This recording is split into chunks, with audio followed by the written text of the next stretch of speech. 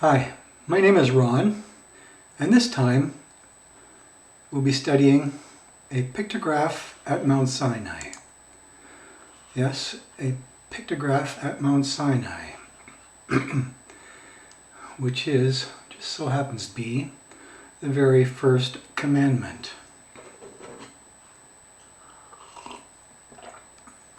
Here we have a stunning narrative of the First Commandment presentation. A narrative inscribed immediately after those incriminating tablets were smashed to bits by a furious Moses. Yes, here we have another smashing translation by your groundbreaking epigrapher, me. And a couple notes to begin with. Well, first by Isaac Newton, who said, "The more time and devotion one spends in the worship of false gods, the less he's able to spend in that of the true one." Quite wise. And by Martin Luther, who said, "Whatever your heart clings to and confides in, that is really your God, your functional Savior." Cute, huh? And this first draft was first shared with my Signal group way back in March of 2022. Current draft is somewhere around May 13th of this year. Here we have completely ad-free and free to share, however not to be sold or modified without the author's permission. Me. So, starting with some prolegomena.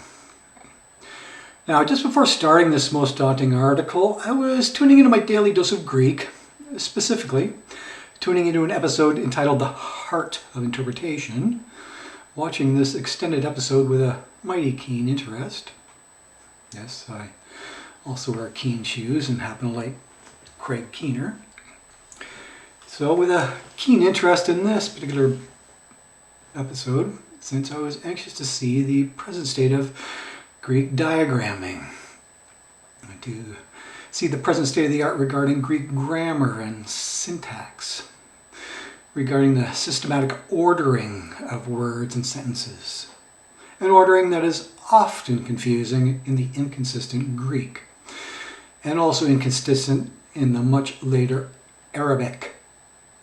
Yes, as you can see from some Al-Jalad stuff, it is a regional identifier. And this is an ordering that I studied only briefly in my BioWorks software with Randy leading that diagramming charge way back in 2004. Leading the charge following the short-lived charge of Eric Sowell's software back in 2002. With a Dan Wallace endorsed Leedy, now continuing that diagramming charge with Logos software. Continuing with Logos after my much lauded BibleWorks software dissolved back in 2018. Dissolved around the same time that BibleArc was on its rapid ascent. With me hoping that this BibleArc episode on DDG might help me with this present article of ours. Hoping that this episode might help me to arrange my own words and sentences just a wee bit better. Since that is what diagramming does, since it is structuring gone ballistic, or structuring gone syllogistic, for those with a poetic bent. With arcing helping you to develop visual relationships between the words and the sentences, which just so happens to be very important. Consideration in our present article, in our highly visual Proto-Hebrew. Yes, Proto-Hebrew. A very important consideration as we proceed in deciphering the visual elements of this incredibly important pictograph. An incredibly well-structured picture without any words whatsoever. That is, unless you call the nominative el a word. Now, it's often been said that every translator is a liar, a bald-faced liar, since no interpreter could possibly capture all of the particular peculiar nuances of the native language. And to say that you definitely can't capture all those nifty nuances is misleading at best. Now, I may not have captured all of those nuances in this most daunting article, but capturing some of those nuances is certainly better than none, right? Infinitely better than my peers can do. And that is my disclaimer for this translation as well, or rather for this short transliteration that I will now be presenting. No, you folks can do your very own interpreting from there. The onus is all on you now. Are you folks up to it? Cool. Let's go then. Now, despite the feeble disclaimer above, I am definitely going to get you close to the very heart of the interpretation here. I'm going to get you an awful lot closer to the goal of this pictograph. An awful lot closer to the mind of God. The mind that truly matters. Yes, a whole lot closer. Even if it is far from perfect translation. Certainly not perfect in a BDAG or BDB lexicon sense. No, not in that exhaustive sort of sense, since I will not be providing you with every available translation option. Not providing you with every historical option, since that sort of database simply doesn't exist. No, not even close. No, this is prehistoric data, folks. This is pre-Paleo-Hebrew text. Just like 5th century Arabic is considered to be Paleo-Arabic text. And our Hebrew text in question precedes that Paleo-Arabic by nearly 2 millennia. Precedes what we call Paleo-Hebrew. And the precious little Paleo-Hebrew that we currently do have remains much of a mystery. Just as much Paleo-Arabic remains a massive mystery. Even AI and even Al-Jalad will admit to that. Which is to say, there still remains a great deal of heavy lifting yet to be done in this field, with scant few folks being able to do this, let alone get a passing grade. You can probably count them on one hand. On one comical hand. However, despite our uber scant database and uber unqualified personnel, I will still get you very close. I will get you incredibly close here. Incredibly close by employing the handy-dandy consonantal chart of Douglas Petrovich once again, along with other literary devices, rock-solid literary devices. Yes, I will be getting you considerably closer, even if I don't believe that Petrovich's chart is either perfect or exhaustive. Nor believe that his acrophonic methodology applies in the least bit here. No, his phonics are not the least bit helpful here, but his figures and narratives certainly are. And for that, we are exceedingly grateful. So, with those above things in mind, let's tease out the fundamental understanding of this 15th century, yes, BC, epigraphy that I observed at the actual Mount Sinai. Yes, I have proven that location repeatedly, folks. A Mount Sinai in Saudi Arabia. Which is to say, let's get right to the heart of this primal engraving that we were so providentially guided to. That is, if you believe in provenience at all. Guided to by this mountain's most summiting explorer in modern history. Yes, it was a great, great honor to summit with him. A guide who is kindly known to many as Summiting Steve Parks. A Parks and Rec type sort of guide who knows his guidebook exceedingly well. Who knows his Bible exceedingly well. A guide that my wife and I were guided to while we were there in October of 2021. An unpublicized epigraphy that him and his wife had discovered about a month earlier. Had discovered in plain sight, at this incredibly pristine location, discovered directly opposite of what is rightly considered to be the golden calf altar. Diametrically opposed, you might diabolically say. Epigraphy discovered on the altar of Moses' side, discovered on the Mount Sinai side rather than the wilderness side, with the mountain peak directly visible from there, just to the right of that righteous inscription. A blatant inscription, a mere 600 meters west of that iconic altar. A bold inscription directly facing that golden calf altar, just as if it were mocking that altar, just as if it were taunting that altar, daring that cow to make the first move. With a road paved with good intentions, separating their ideologies, drawing up their battle lines.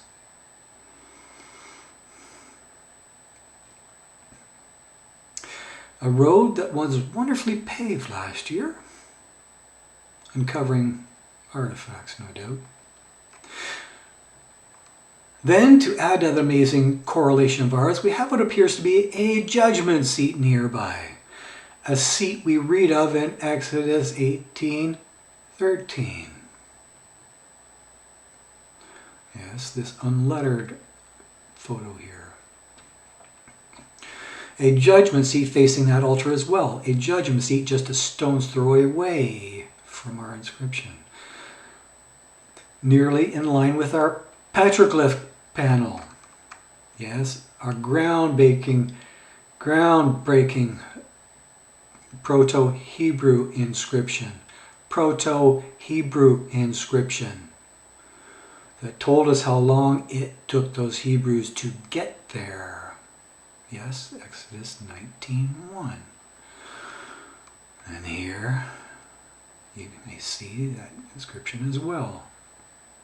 Labeled as number 32. With the ominous mountain peak also visible from there. Reasonably visible to the right of that seat, as may be seen from the screenshot above. An ominous judgment seat that is facing the east, wrapped in bold judgment of those encamped in the east. A seat for the great prophet to rule from. Yes, this unlettered photo there. An ominous judgment seat that is facing the east. A seat for the great prophet to rule from. How do you like that for a seat?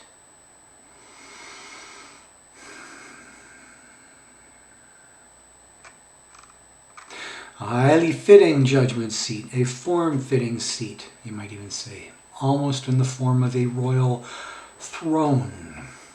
A throne that would likely project some pretty awesome acoustics. I didn't have the audacity to test them out. An amphitheater seat largely shielded from the elements, with storage alcoves adjacent to that seat. Perhaps for storing those intimidating tablets. Before the ark was finally completed to store them in. Before that tabernacle was finally completed. And then, to add to that above correlation, we have what appears to be an auxiliary seat. Yet another judgment seat, about a stone's throw away from that Supreme Court seat. Also facing that iconic altar. Again, with that mountain peak reasonably visible from there. Visible just to the right of the righteous judge of that seat, as may be seen from the geospatial above. Once again, this is number 16, where that seat, auxiliary seat, is located. What might be considered a municipal seat, a court intended for those lesser disputes, those disputes that we read of in Exodus 18:26. A court somewhat closer to that now paved road, with a clearly wider roadway leading to it. No doubt, it was the road more traveled back then.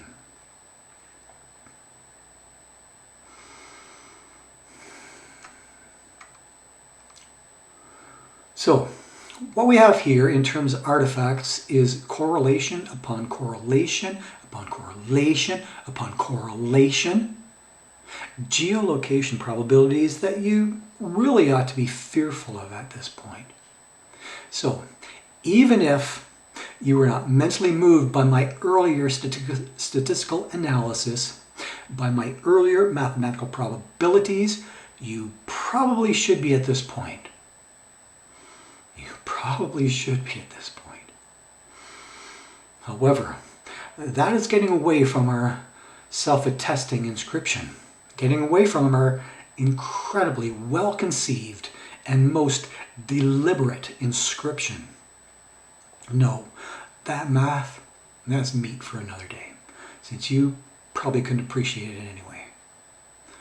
But, to repeat, this is a highly visible inscription in a highly visible location. A location which was not the least bit hidden to anyone at any one time. Least of all to those Hebrews that were being judged by those nasty inscriptions. But an incredibly well-preserved inscription at that. Just like those well-preserved seats. A most providential preservation. Sort of like the Bible, huh? A prominently displayed description in a highly significant place at a very significant time. And thus, an inscription that is neither meaningless nor mundane, neither menial nor trite. No, this is not crass graffiti, folks. Cut your crass somewhere else, okay? So, let's milk this proverbial cow for all it is worth then, shall we? So, without further ado, here is that proverbial cow for your exceedingly serious consideration. Yet another artifact that we will carefully milk.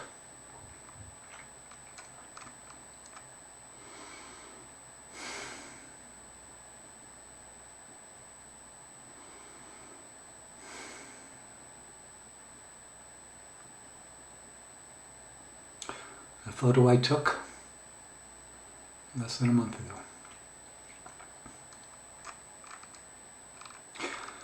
And here's a photo that was taken about 2.5 years ago by my dear friend Joseph Cheatham, who I also met last month. Excellent photo. An artifact that has seen zero meaningful interpretation to date, since it seems no one has seen any significant patterns in that inscription, despite that above photo, yes, as well as significant others, being used in a patterns of evidence movie. So, prepare yourself for some exceedingly serious interpretation then, using the very finest interpretational aids available at this present time. And no, I'm not talking about technological aids, not talking artificial intelligence here. No, AI is zero help to us here. Nor are photographical aids all that helpful.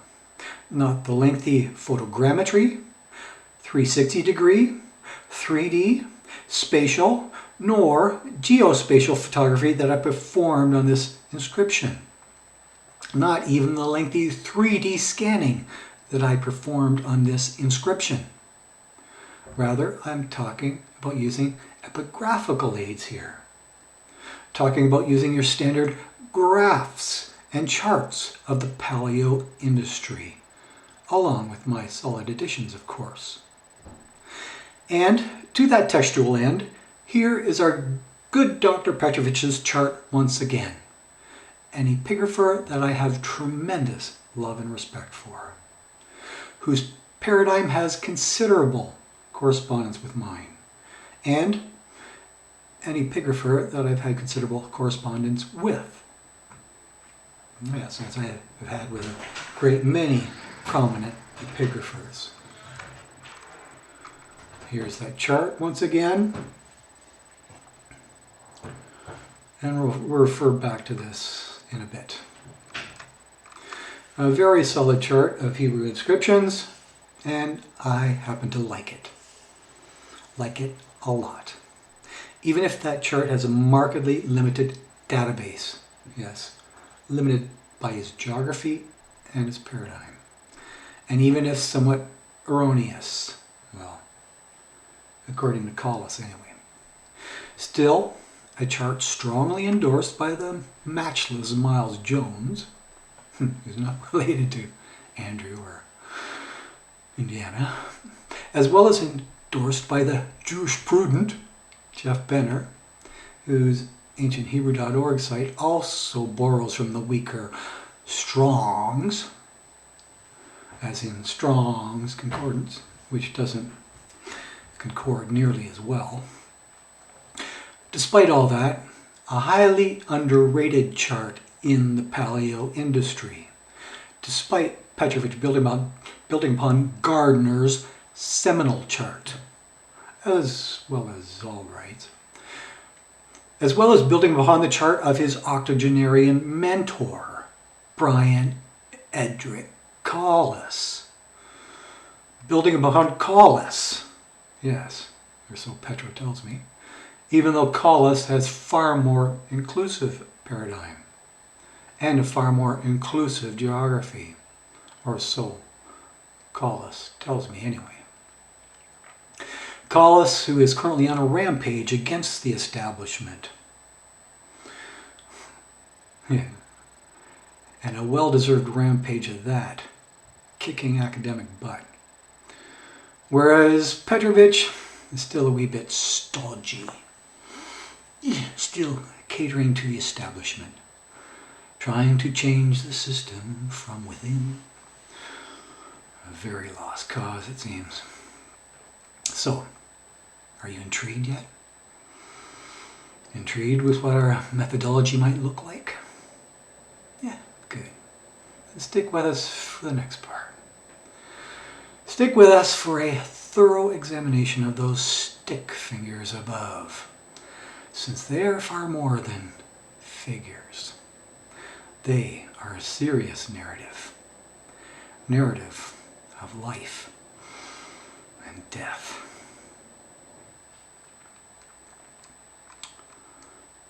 And onward, forward and onward with our textual examination. So, let's start this part by examining the cow figure on the left then, shall we? Let's start with the acute head of the cow, which is represented by the very first letter in our above chart. And few epigraphers are opposed to that bovine profiling. Few will dispute that pointed head, commonly known as the letter A, commonly known as an aleph. And even if the head facing, even there, the head facing direction is bang on for our banger of a translation. Bang on if we were following the sinistergrade direction. If we were following the conventional reading direction of right to left. Yes, welcome to the typical writing of that time, where faces face the right and butts face the left. No ifs, ands, buts about it. A reading direction indicated with the animal or human figure typically facing the beginning of the line. So, based on this cow, as with contemporary Hebrew, the beginning of the line would be with the other figure here. Would start with the figure to the immediate right. Would start on the right. The guy with the rounded head. Would start on the right with that definitely human head. the head whose face direction is not near as clear. So, to that buttressed end, that cow, aleph figure is clearly rendered secondary now. And not only that, but we really don't care all that much about the letter A here, or even what sound the letter A makes. That is totally irrelevant to our interpretation. It is simply showing a cow.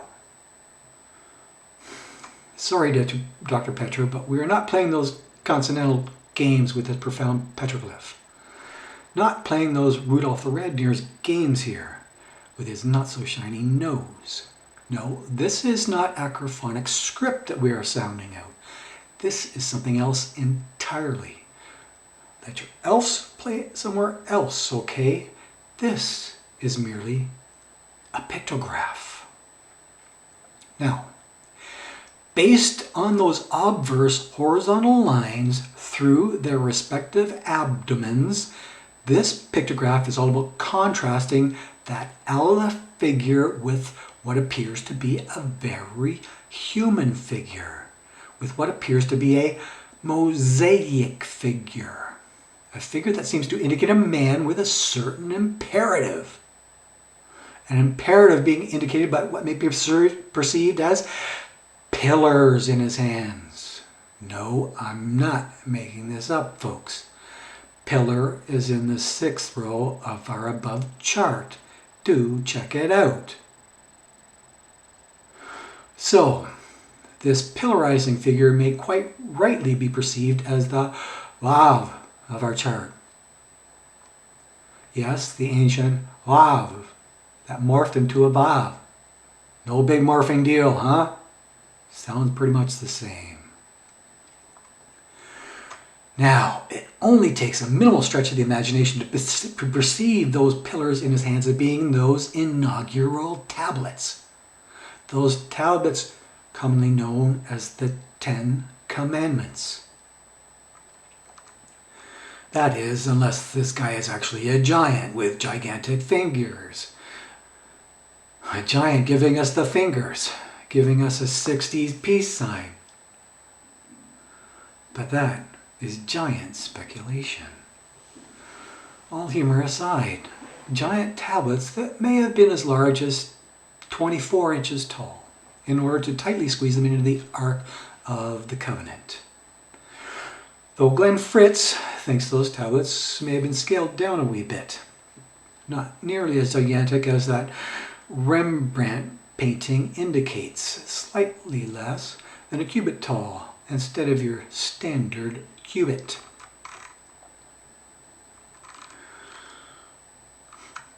Presumably more like 16 inches tall by 8 inches wide and an inch and a half thick.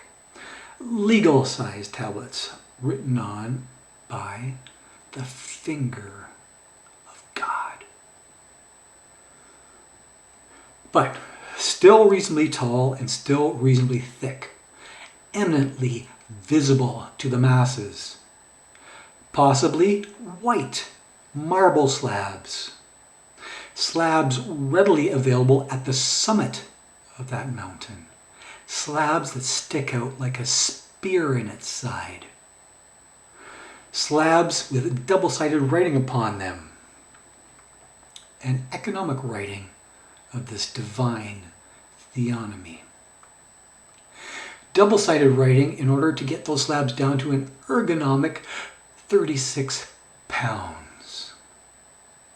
What's that, 16 kilos? Making them a whole lot more manageable over that incredibly dangerous terrain, which is to say, do not trek this mountain alone, let alone with a carry-on, and don't come running to me if you happen to break a leg. But even at that lesser weight, still an awfully brutal carry-on down that rugged mountain. Almost like carrying a rugged cross, if you're into that sort of thing. A carry-on that international airlines will definitely not allow. You're going to have to check that baggage at the terminal. Kind of like the Pilgrim's Progress. and hope that it doesn't get lost. Please note now that those pillars of our pictograph appear to have a bit of artistic stippling to their left, as well as their immediate right. Now, as I've shown elsewhere, and as you can see in Superman comics, artistic marks indicating some motion occurring. Motion, as indicated, this engraving below. Another engraving not far away in space or time. And there, you may take note of the said stippling above the head of that rearing calf. Yeah, the second figure from the top left. Noting that this calf is hightailing it out of there. Yes, there it appears as if our operative calf, not the eyes, ears, mouth, front leg stance, is ecstatically jumping for joy. Yeah. Either that or showing some distress at being hunted by that bow and arrow guy. With something spewing from that calf's mouth there.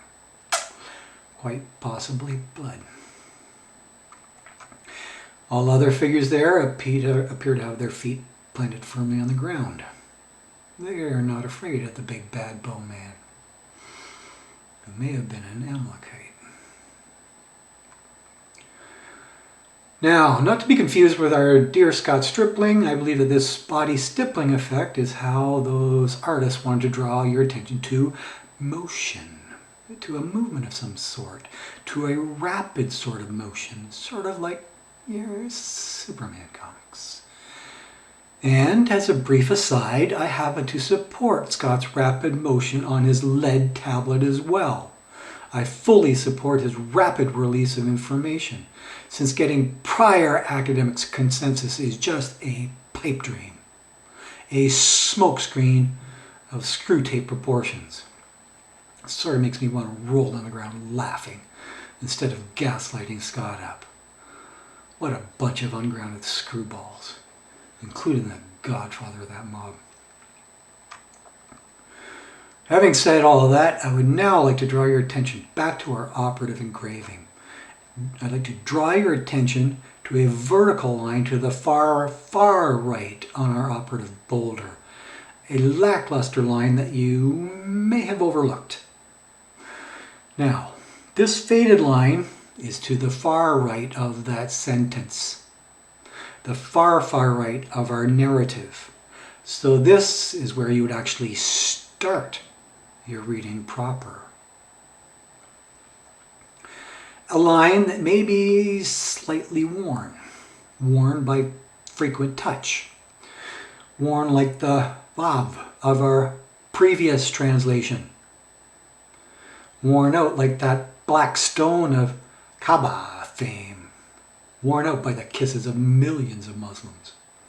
But this is far too difficult to kiss. It's hard enough to inscribe. And no, that above streak is not a runny bird dropping either, as we will see in an upcoming article. No, those markings fade away, whereas this streak will not go away, and has not for many millennia. And this very distinct line, seemingly way out in the margin, is not to be marginalized in the least. Yes, we almost did. Especially since that line turns out to be the very object of our grammatical sentence. An object that simply cannot be obviated, cannot be erased, not without doing damage to the context. And it is my proposal that this singular little line, all by its lonely, may quite well be one of the many lamad type figures that we ought to see in our chart above. A chart that is somewhat incomplete. However, this is an utterly unique lamad figure, in a category by itself. A lamad type figure without the fancy crook, since this particular lamad is far more primal, less supplemental, and more fundamental. More fundamental to our very existence. More fundamental than eyes to seeing or laboring lungs to breathing. Yes, that's sort of fundamental. A super straight lamad, which long preceded our laborious lamad, and long preceded that shepherd's crook. A nominative that preceded that oversized genitive. A nominative that cannot be overstated. In fact, a super straight figure which both preceded and produced that inflated figure. An exaggerated figure displayed repeatedly in that Rembrandt painting above. I'm not going to scroll back to it. Prefacing those 4 initial lines of his. However, our very first figure is just your basic and which is used 37 times in your Hebrew Bible. Yes, my thanks to John Eddy for that. An original Hebrew nominative used 37 times with neither a prefix nor a suffix, unlike that later El Shaddai of the poets. El Shaddai. Poets who thrive on those colorful expansions. An expansion which is a far more pleasant sounding nominative for sure. A descriptive nominative which traditionally meant God with breasts. Yes, see the Sideum of the above chart. However, the less sexist, helpful God interpretation is now being proposed in academia. Proposed in a less sexist academia. By a less sexist woman, no less. Yes, much like the now proposed non-shagging helper of King David, a helper named Abishag. See the latest issue of Bar. Now, isn't that helpful, huh? Still, a singular El that is often associated with a pantheon of gods. A pantheon that Christians consider to be wholly Trinitarian, with Christians being quite willing to grant the pluralistic, let us make God, make man in our image. Pardon that. Well, try that again. Let us make man in our image. Not a Freudian slipper or what? Which is to say, let us make man in the very image of our spirit and our truth, in order that they might worship us in spirit and in truth. Yes, the very best kind of worship, wouldn't you say? Even if you're not a Christian. However, this is clearly just a singular line, devoid of even an E or B prefix. A latter prefix which would turn it into the pagan name of Baal. Turn it into the intentionally misspelled name of an adversary. And an adversary who is a not so helpful God. A God who doesn't have breasts at any rate. What a shame, huh?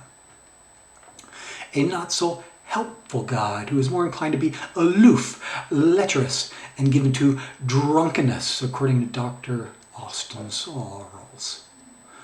A God who is the spitting image of Zeus in the latest Thor movie, spitting out a less than good boozy image, kissing the girls and making them cry.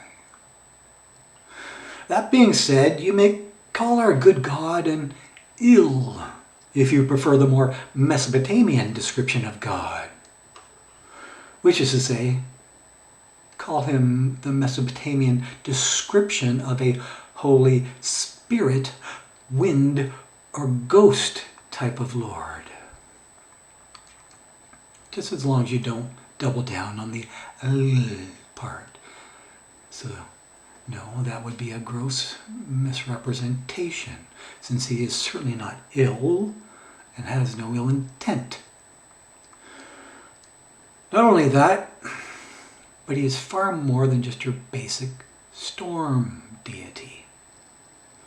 Instead, he is the only deity there is, in total control of storms as well as our well-being, as you can read in Isaiah 45 there. Having said all of that, you might rightfully call this singular figure the much later Arabic al, as in Allah, since that language has no formal E to work with.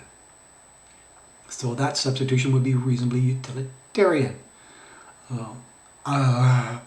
Is simply overkill. Either way, that singular vertical line denotes something of a transcendent nature in many different languages, with the vowel preceding the part being more or less irrelevant and not necessarily irreverent. So, basically what we have in the short preposition of our inscription is a pretty lofty sense of an I, or a me. A first-person nominative, a first-person referent. That is, if this is the lofty one himself speaking, and I just so happen to think it is. So I happen to lean more strongly towards a certain me in this particular transliteration, this translation of mysterious literature and ligature. I happen to lean that way since me has more of a possessive sense, as in mine glory I will not give to another. Since that possessive me carries more weight, carries more possessive force than a mere I, as in I will not give my glory to another. More force, despite being somewhat forced.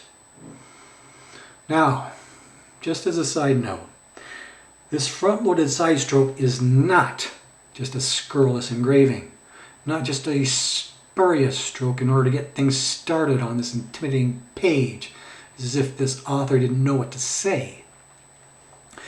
Nor is this just a practice stroke to test the engraving tool or test the engraving medium, to learn how to massage the medium.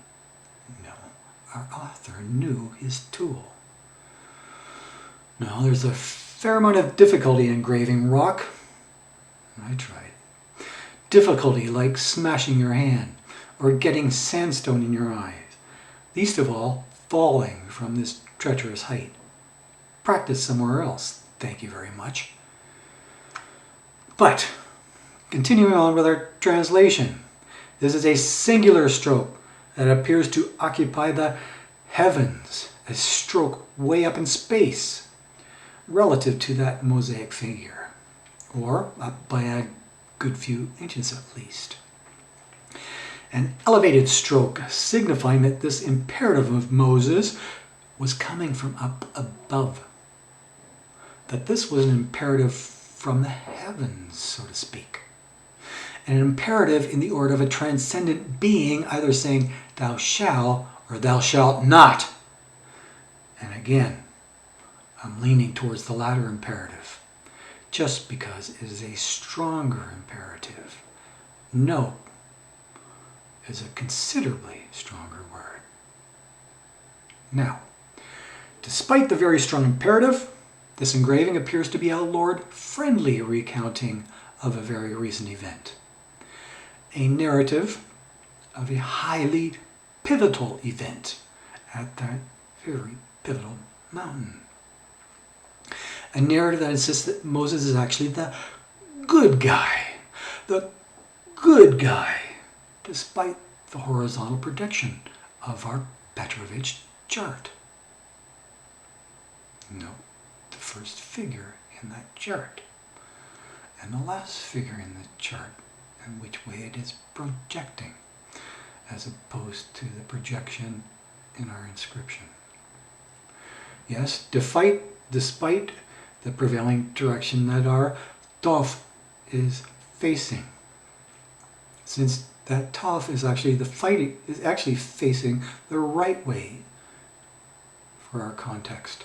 A stroke of good fortune, you might even say. A mazel tov, you might even say. Which is to say, the face of our good Hebrew Tov is shining towards the right, shining towards our glorious El. And the lean of our mosaic figure indicates as much, whereas the cow Tov is pointing to nothing, pointing to oblivion. I'd also like you to note that our horizontal stroke continues well on into that circle, indicating something being deeply internalized here. And internalizing indicating a deep, deep conviction, something deeper than your mere abdomen. Again, that is not a super sharp spear or arrow penetrating their abdomens, least of all a sword. That is a sadly shallow misreading. We have dealt with that dullness earlier. Also, if that sort of reading were the actual case, then both figures would be dead and irrelevant. They both skewered each other. And that is screwy too. And what is a cow doing with a spear anyway? And how exactly would it behoove that cow?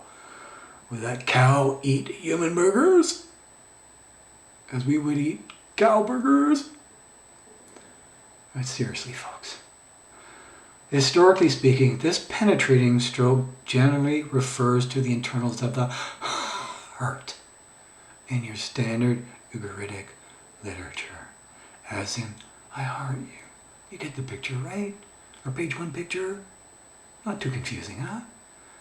The concept that we demonstrated in an earlier article, demonstrated with an Arabic pictograph that showed a heart with an arrow piercing it, that showed a girl in love with a warrior, enticing him to fight for the right, to party with her.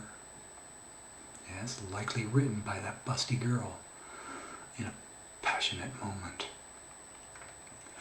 While at other times that horizontal stroke may refer to the internals of the liver, perhaps indicating an I hate your guts emotion. Yeah, they didn't have emoticons back then. Yeah, see the fine article by Andrew Burlingame for this ancient emotive distinction, for that well-attested ancient Near East distinction. A heart-tugging distinction made in the days of Abraham, and likely long before. An ideogram that transcends language barriers, and that remains today. An Ugaritic distinction from up in the land of Haran, a distinction that Abraham then brought to Canaan, or as Collis likes to call it, Canaan, along with his Mesopotamian wife. Having said all that, horizontal strokes that extended to their very souls. Tovs deeply entrenched into their very beings. An ideogram typical of that time. Typical of good inclination? Or typical of some bad inclination? Typical of some good fortune? Or typical of some bad fortune? Now, knowing all of that, that calf with the opposite Tov direction is rightly to be regarded as bad, with some bad fortune ahead, since that golden calf is about to get crushed, about to get melted down and powdered, possibly via acacia gum, a prevalent tree in the area. Now, other cool elements that you might notice in our engraving are the very alert ears and perhaps even a horn protruding from the head of that cow, as well as some spew being ejected from the very mouth of that cow. Spew being ejected upon his very own tuff, upon his very own soul, so to speak, feeding its bovine malignancy. Notice also the penetrating eye of the Kauner inscription. I'm going to scroll back. A penetrating eye that I will be pointing out in my upcoming Golden Calf article as well. An upcoming article that specifically addresses the Second Commandment violation that occurred about 600 meters away. An article that specifically addresses the actual calf construction on that local smelter. A well-rounded smelter that just so happens to look a whole lot like the terrain that our calf is standing on there. Standing in the middle of a large rock formation. Standing in the middle of a formation that is curving inwards at the outsides, unlike legs might naturally do. So no, those are not proper calf legs in our inscription, folks. Not proper cow legs. No, not unless it has a spider anatomy. A spider missing a good few legs. So, a calf standing at a low spot, as if this calf were arising from a low spot on this heart-shaped formation.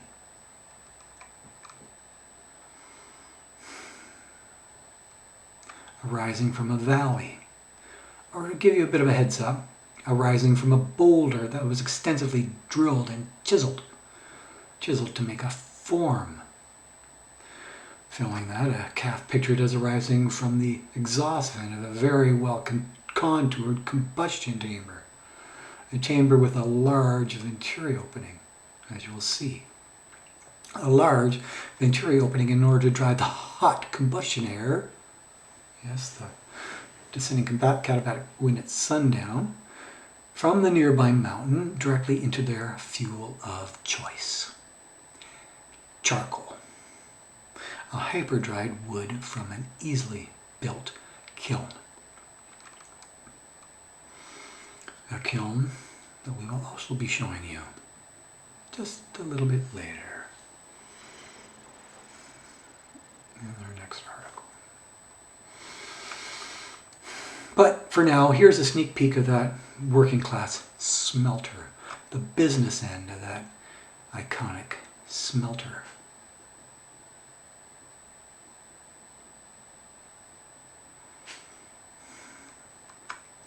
Pretty awesome smelter, actually. A smelter complete with a sturdy seat on which to place a cauldron, on which to place a ceramic crucible, a gold melting crucible, which was accessible in Crucio. A Cruson melting crucible, if you will pardon my alliteration. A God melting crucible that ultimately demanded a death-defying crucifix. Crucible it! Crucible it! The misguided mob shouted, just as I would have done. As I would have done since I have built and rebuilt many combustion chambers. I've worked on numerous foundries in my day. And I've worked on numerous smelters, having held oil, gas, and even wood burner certificates. Just not those using charcoal as fuel. No, that's a little too primitive for me. Foundries that were melting cast, brass, bronze, magnesium. Yet gold will be in our upcoming article. An article where I will address this foundry of unfaithfulness. This iconic foundry in the wilderness, where I will discuss this Second Commandment violation in much greater depth before we get to my Third Commandment article. The Third Commandment applied most commendably. A magnum opus article, so hang in there, folks. Commandments that are completely unique to the Hebrews, incidentally. So don't be thinking of those commandments as plagiarism, folks, as if borrowed from a human, as if borrowed from a rabbi. No, this sort of chat is totally GPT, totally God, providence talk, no doubt about it. But back to our present engraving. In much the same pictographic way, we have what may be assumed to be Moses standing upon the middle rock of a trinity of rocks. Moses represented as standing upon the slightly lesser height, Mount Sinai, although appearance is somewhat deceiving. Moses standing upon the lesser peak of that intimidating mountain range, when in fact he was standing on the summit itself. Standing on the top of the mountain, as we read in Exodus 19, the mountain of God's own choosing. And it doesn't have to be Mount Everest either. Standing on the summit where there was a great deal of fire and thick smoke. Standing where there was a great deal of thunder and lightning. Yes, thunderbolt and lightning, very, very frightening. Standing where the Lord had descended to deliver an imperative or 10. Standing where those incriminating tablets were delivered directly to Moses. An uber grand delivery at an uber grand place at the top of a mountain. The most intimidating mountain range, a range now known as El-Laz, with mountains higher than any those Hebrews had ever encountered or will ever encounter in their licentious lifetime. So, this pictograph is an eminently reasonable representation of that mountaintop topology, the topology of Moses standing on that frightening summit. It is a reasonably fair representation of their respective heights from their eastern campsite. A huge campsite. You can fit 3 million there. Yet, even more so, a reasonably fair representation when seen up close, when seen from the foot of the mountain, when seen in proper context, when seen relative to that calf topology. But, moving on in our topological interpretation, the extension of that abdomen of Moses is not depicting his genitals. No, that would be a gross misrepresentation. Not anatomically correct. Not even close. No, that extension is neither indicating a well-endowed gender, nor indicating the level of excitement of Moses, but rather, I submit to you that this abdominal extension is an ancient "you are here" indicator, as I demonstrated repeatedly in my birthing billboard article, demonstrated more than 100 times, more like 200 times, and that is fully documented as well now. An extension that is synonymous to that primal tent spike, a logogram that we also demonstrated earlier, and that we will demonstrate yet again in a longer upcoming article. An ancient Hebrew logogram that is well documented by others as well. So no, this logogram or narrative is not just my imagination, folks. You are here is real. That being said, this abdominal extension is a logogram, indicating that this is the very topology where this narrative put down its roots. Put down its primal roots. Which is to say, the location of this inscription is where the spiking of those tablets occurred. A prime location for a prime beef. A perfectly visible and audible location, drawing crowds from the eastern camp as well as from the southern camp.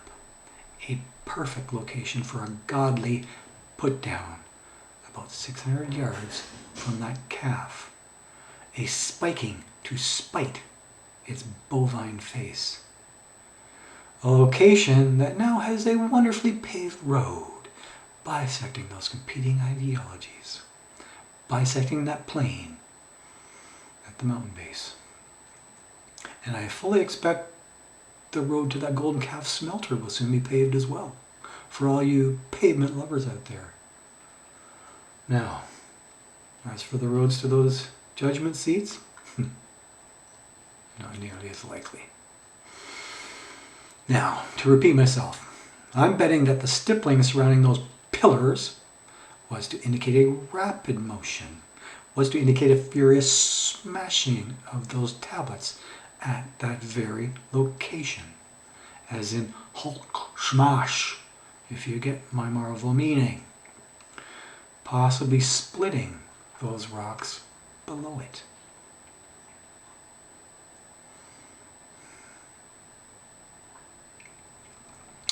In order to drive that monotheism home to all those idolatrous people. People that may be indicated there as well, indicated by those many stipples. But let's get back to the topical imperative here. Let's get back to the narrative proper. Let's get back to what is actually being said here, instead of some locative topology, which is not nearly as important, not nearly as foundational. Now, I don't think it is much of a stretch to see that the calf of our pictogram is being elevated to a higher position on this boulder, is being elevated higher than Moses at any rate, higher in prestige and higher in grammatical order. And this is not due to Egyptian hieroglyphics often running from top to bottom, of often being vertical. Instead, this elevation is clearly diagonal, clearly diametric in this presentation, in this Sinai-grade presentation. And to that diagonal end, you may see that the calf is well above Moses in this horizontal presentation, in what is definitely not an amusing cartoon, and certainly not an Egyptian cartouche. A good head and shoulders above our Moses, when the calf could have been much more easily engraved right beside him. Yes, there is plenty of artistic space to work with here. After all, it's a pretty massive boulder, much bigger than the Hulk on a bad day. However, even more disturbing is that this calf is at the very same altitude as that lightning bolt. Is at the very same altitude of El. It seems that their former bull god of Egypt is being elevated to the very same level of El. An Elva situation, you might even say. Telling us that there is something competing with God right from the outset. That a certain something is being put before God, grammatically speaking, or that is competing with his divine imperative at the very least. But the convoluted imperative is clearly secondary here, whereas the L is clearly primary here, since the L is clearly being front-loaded here. The L is clearly being prefaced. And that is our literary structure. That is our literary form that we so tediously started this article with. That is our leady diagramming. Now, at which point you then have to address the adjectival narrative of good and bad, as opposite as those symbols appear in those opposing images. Narratives which Douglas Petrovich so helpfully provided in his groundbreaking chart. A narrative derived from an originally upright image. A narrative derived from the F-35 of Gardner's Egyptian sign list. A nuanced narrative adopted by these Hebrews in this era of linguistic plasticity, this era of language development.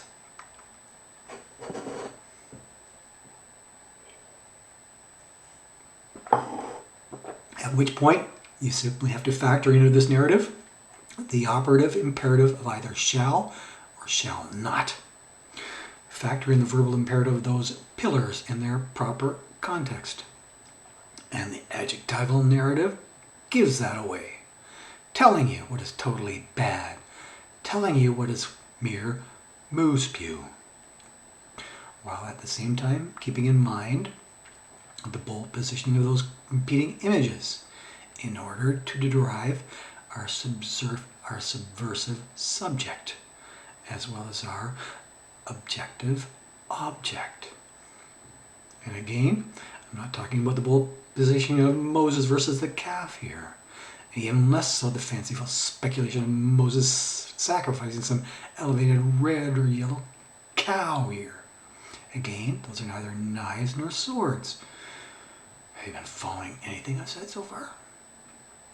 Again, we are talking the relative positioning of that uppermost calf versus that uppermost El. A calf that thinks it is uppermost, elevation-wise. Okay, so having read all of the inductive clues presented above, I'm asking you to write your very own transliteration below. Asking you to write your very own translation below. Just one little sentence in your very own words. You can do it. You can do it. And do take your time, since it's definitely worth it. Dum dum dum dum dum dum dum.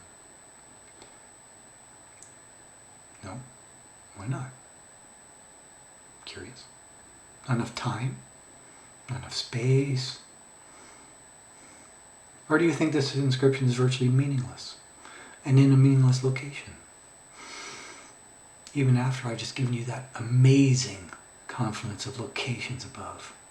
Even after I've just given you that multitude of locations that converge in this particular Exodus narrative, along with all those earlier convergences.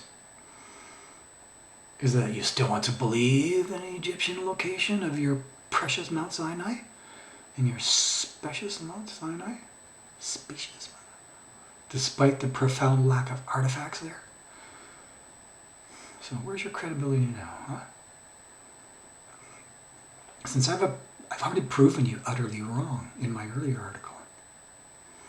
For that matter, proven your cash cow totally wrong in 2 or 3 earlier articles.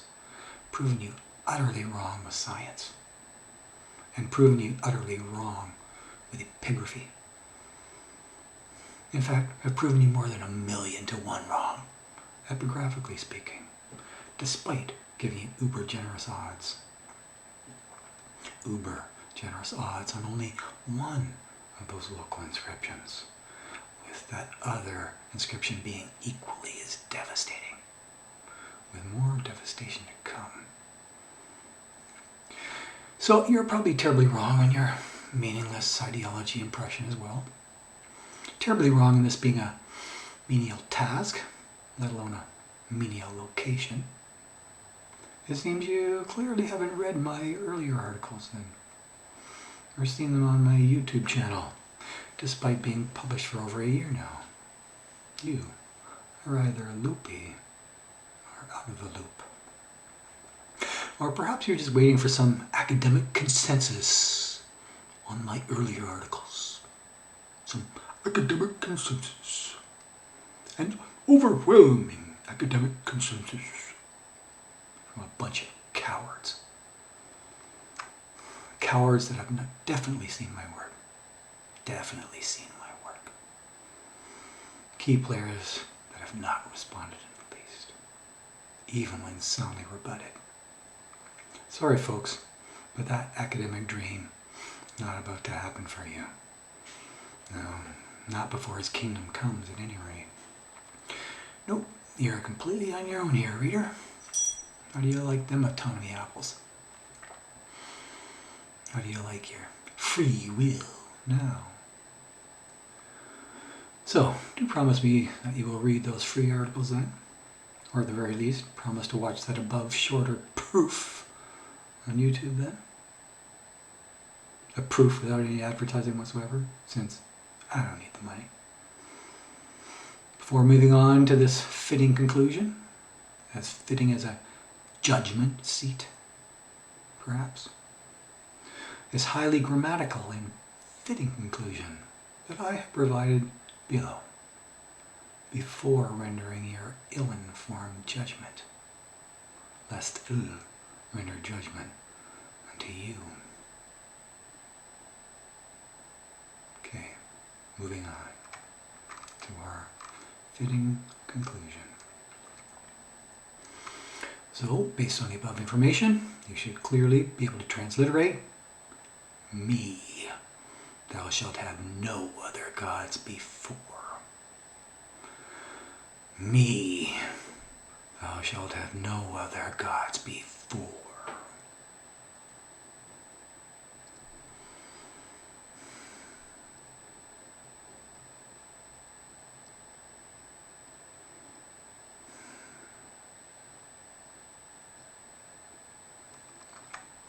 A commandment that subsumes all other commandments, that totally consumes all other commandments, since they can become gods in themselves. A wonderful, wonderful representation of that first and foremost commandment. A wonderfully artistic representation by an illiterate man, by an unlettered man at that. Now, isn't that embarrassing, huh? So, you got a stronger transliteration, dear reader?